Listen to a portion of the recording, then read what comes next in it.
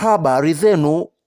Ada ya kozi ya muda mrefu VETA ni kama hii hapo unayoiona ndani ya video hii. Unaweza kuangalia kwa makini ambako mamlaka husika wameonyesha ada hii hapo, ambako ni shilingi 60,000 kwa kutwa na 120,000 kwa wanafunzi wa bweni.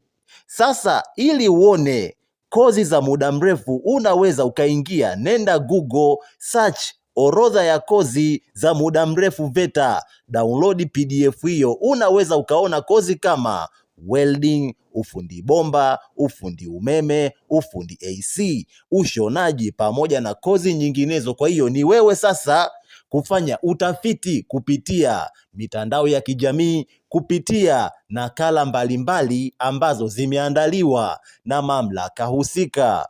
Kila la heri.